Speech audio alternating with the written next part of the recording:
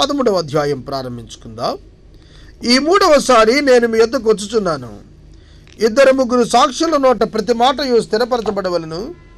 నేను మునుపు చెప్పి తిని, నేను ఇప్పుడు మీ యొద్ద లేకున్నను, 2వసారి మీ యొద్ద ఉన్నట్టుగానే మునుపటి నుండి పాపము చేయుచుండిన వారికి మిగిలిన వారందరికీ ముందుగా తెలియజేయనిదేమనగా, నేను తిరిగి వచ్చినప్పుడు కనికరము చూపను. 3వసారి వస్తున్నాను కొరింథీకి అంటున్నాడు. 2 మిషనరీ ప్రయాణాల్లో విజిట్ చేశాడు. మరలా నేను కొరింథీకి వస్తున్నాను.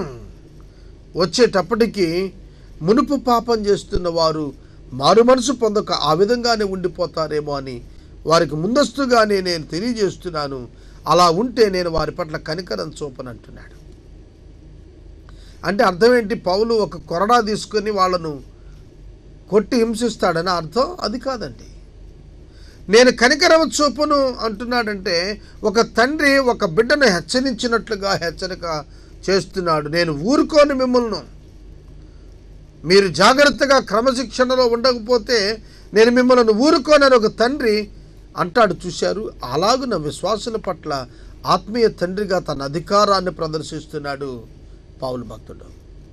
సంఘము, సంఘస్థులు, దైవజనునికి నీపైన దేవుడు అధికారమునిచ్చాడు. ఎందుకు ఆ అధికారం? నిన్ను క్రమపరచటం. విద్యార్థి పైన ఉపాధ్యాయునికి అధికారం తల్లిదండ్రులే ఇస్తారు. ఎంతవరకు? క్రమపరిచేటట్లుగా. దేవుడు పౌలుకు అధికారం ఇచ్చాడు సంఘాలపై. ఎందుకు? వారిని క్రీస్తు కొరకు సిద్ధపరచడానికి. ఈ రాత్రికాలం నేను మనవి చేస్తున్నాను, వాక్యం వింటున్న మీరు క్రీస్తు రాకడ కొరకు సిద్ధపడుతున్నారా? ప్రభువు ఈ క్షణాన్ని వస్తే మీరు సిద్ధమేనా? ఆలోచన చేయాలని ప్రభువు పేరిట తెలియచేస్తున్నాను. క్రీస్తు నా యందు పలుకుచున్నాడని రుజువు కోరుతున్నారా? ఆయన మీ ఎడల బలహీనుడు కాడు గాని మీ యందు శక్తిమంతుడై ఉన్నాడు. మీ ఎడల బలహీనుడు కాడు గాని మీ ఎడల శక్తిమంతుడై ఉన్నాడు. బలహీనతను బట్టి ఆయన సిలువ వేయబడిన గాని దేవుని శక్తిని బట్టి జీవిస్తూ ఉన్నాడు. మీ ఎడల బలహీనుడు కాడు, ప్రభువు బలహీనుడు కాడు అని చెబుతూ బలహీనతను బట్టి ఆయన సిలువ వేయబడిన. మానవుల యొక్క బలహీనతను బట్టి, మానవుల యొక్క పాపాన్ని బట్టి, మానవుల యొక్క అపరాధాన్ని బట్టి యేసు సిలువ వేయబడ్డాడు. యేసుక్రీస్తు ప్రభువు పైన నేరము మోపినటువంటి అనేకమైన విషయాలు చూస్తే ఆయన సిలువ వేయబడటానికే వచ్చి ఉన్నందున ఆయన విల్ఫుల్గా సిలువను ఆయన అంగీకరించాడు. ఆయనను బంధించడానికి వెళ్ళిన వారు సైతం ఆయనను బంధించకుండా నేలన పడినట్లుగా మనం చూస్తున్నాం. మరి అటువంటిప్పుడు బలహీనతను బట్టి ఆయన సిలువ వేయబడిన అనే మాట ఎందుకు వాడారు? హ్యుమానిటీని గురించి మాట్లాడుతున్నప్పుడు పౌలు గారు ఈ మాట మాట్లాడారు.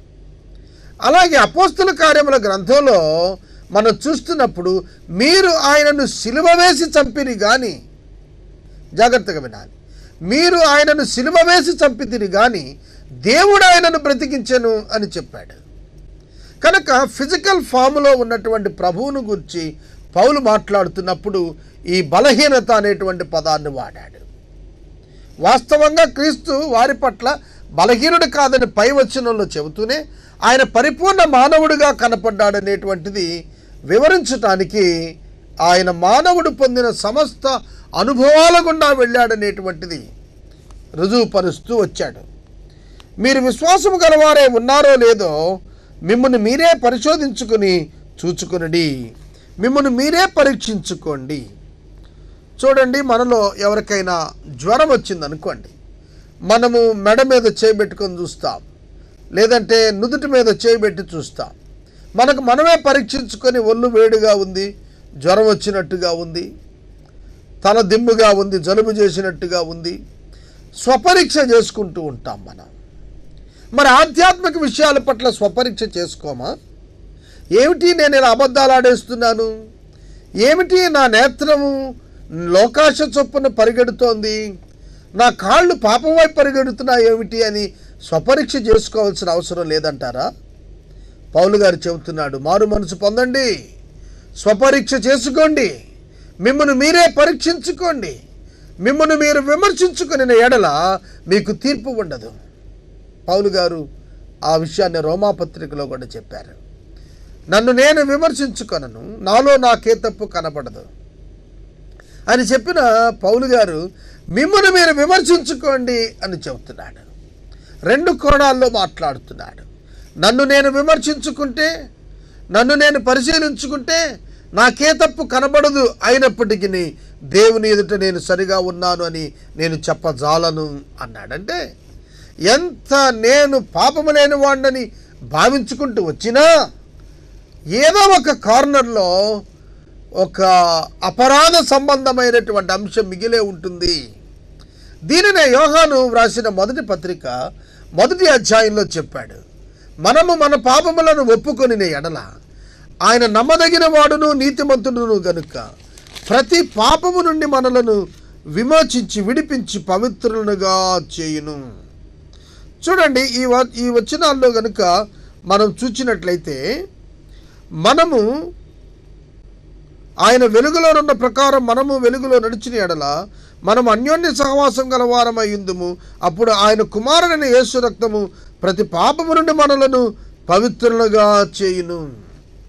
మనము పాపము లేని వారమని చెప్పుకుని ఎడల మనలను మనమే మోసపుచ్చుకుందుము, మరియు మనలో సత్యం ఉండదు. కనుక మానవుడు ప్రతి విధమైనటువంటి పాపాన్ని కలిగి ఉన్నాడు. పాప క్షమాపణను పొందుతున్నాడు, పొంది ఉన్నాడు, పొందుతున్నాడు, పొందబోతున్నాడు కూడాను. కనుక పొంది ఉన్నటువంటి ఈ విశ్వాసి తాను పరిశుద్ధుడిని ప్రకటన చేసుకుంటున్నప్పుడు ఏదో ఒక కార్నర్లో శరీరమును బట్టి అతను యందు బలహీనత కనిపిస్తుంది. అందుకనే పరిశీలించుకోండి, మీరు భ్రష్టులు కాని ఎడల యేసుక్రీస్తు మీలో ఉన్నాడని మిమ్మల్ని గురించి మీరే ఎరుగుదురు కదా. మీ మనస్సాక్షి మీరు భ్రష్టులు కాదని సాక్ష్యం ఇచ్చినప్పుడు యేసు మీలో ఉన్నాడని మీరే ఎరుగుదురు కదా. దేవుని యొక్క ఆత్మ విశ్వాసంలో ఉన్నాడు అని చెప్పగలగడానికి కారణం ఏమవుతుందంటే, ఒక వ్యక్తి, ఒక విశ్వాసి తన మనస్సులో పాపమును గురించి పశ్చాత్తాపడి క్షమాపణ కోరుకొని నా పాపం క్షమించబడింది, నేను పరిశుద్ధపరచబడ్డాను అనేటువంటి ఉన్నత నిరీక్షణను అనుభవించగలుగుటను బట్టి యేసు నా యందున్నాడని చెప్పగలుగుతాడు. అవును, పరిశుద్ధాత్ముడు సంచకరువుగా అనుగ్రహించబడ్డాడు. ప్రతి మానవుడు చేస్తున్న పాపానికి, ప్రతి విశ్వాసి చేస్తున్నటువంటి పాపానికి పరిశుద్ధాత్మ దేవుడు ఇన్ అడ్వాన్స్గా అనుగ్రహించబడ్డాడు.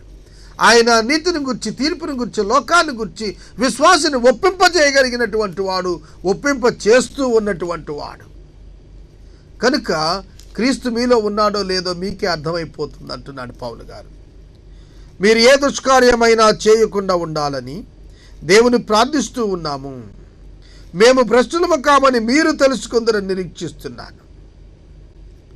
మీరు భ్రష్టులు కాకుండా ఉండాలని కోరుతున్నాం, మేము భ్రష్టులం కాదని మీరు తెలుసుకోవాలని కోరుతున్నాం. చాలా పర్యాయాలు పరిచర్యలో మనతో ఉన్నవారు మనలను సరిగా అర్థం చేసుకోలేరు.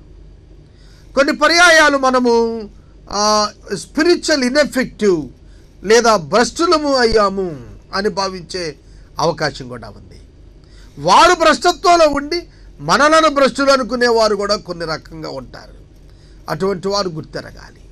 మేము భ్రష్టులము కామని మీరు గుర్తెరుగుదురు. ఎప్పుడు మీరు భ్రష్టులు కారని తెలుసుకున్నప్పుడు మేము కూడా భ్రష్టులు కాము అనేది మీకు అర్థమవుతుందన్నాడు. కనుక కొరింథీ సంఘం స్పిరిచువల్ సిక్నెస్ నుంచి బయటకు రావాలి. ఆధ్యాత్మిక జబ్బు నుండి బయటకు వచ్చినప్పుడు ఎదట వ్యక్తిలో ఆధ్యాత్మిక జబ్బు లేదనేటువంటి సత్యం వారు నిజంగా గుర్తెరగగలిగే స్థాయికి వస్తారు. హృదయములో దేవుని యొక్క వాక్యమునకు చోటు లేకుండా, ప్రేమకు చోటు లేకుండా సమాజాన్ని చూస్తున్నప్పుడు సమాజము భిన్నంగా కనిపిస్తుంది. సహజంగా ఉన్నదానికి భిన్నంగా ఉన్నట్టుగా కనిపిస్తుంది.